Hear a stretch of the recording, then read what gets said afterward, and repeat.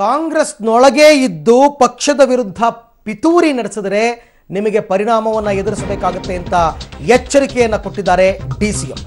ಕಾಂಗ್ರೆಸ್ನೊಳಗೆ ಇದ್ದು ಪಿತೂರಿ ನಡೆಸಿದರೆ ಎಚ್ಚರ, ಮುಂದೈತೆ ಮಾರಿ ಹಬ್ಬ, ಶಿಸ್ತು ಕ್ರಮ ಕಟ್ಟಿಟ್ಟ ಬುತ್ತಿ ಅಂತ ಕಾಂಗ್ರೆಸ್ ಮುಖಂಡರಿಗೆ ಮತ್ತು ಕಾರ್ಯಕರ್ತರಿಗೆ ಡಿಸಿಎಂ ಎಚ್ಚರಿಕೆಯನ್ನು ಕೊಟ್ಟಿದ್ದಾರೆ. ಅದರಲ್ಲೂ ಪರ್ಟಿಕ್ಯುಲರ್ಲಿ ಸಿದ್ದರಾಮಯ್ಯನವರ ಆಪ್ತ ಚಲುವರಾಯಸ್ವಾಮಿಗೆ ಎಚ್ಚರಿಕೆ ಕೊಟ್ಟ ಪರಮೇಶ್ವರ್ ಅಂತ ಅವರ ಮಾತನ್ನ ಕೇಳಿದ್ರೆ ಅನ್ನಿಸ್ತಾ ಇದೆ.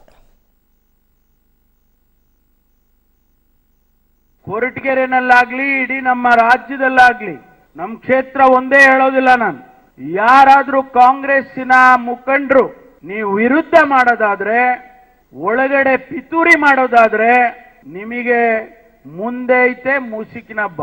ಅವರನ್ನ ಯಾರನ್ನು ಕೂಡ ಕಾಂಗ್ರೆಸ್ ಪಕ್ಷದಲ್ಲಿ ನಾವು ಇಟ್ಕೊಳ್ಳೋದಿಲ್ಲ. ಸ್ಪಷ್ಟವಾಗಿ ನಾನು ಹೇಳೋದಕ್ಕೆ ಬಯಸ್ತೇನೆ.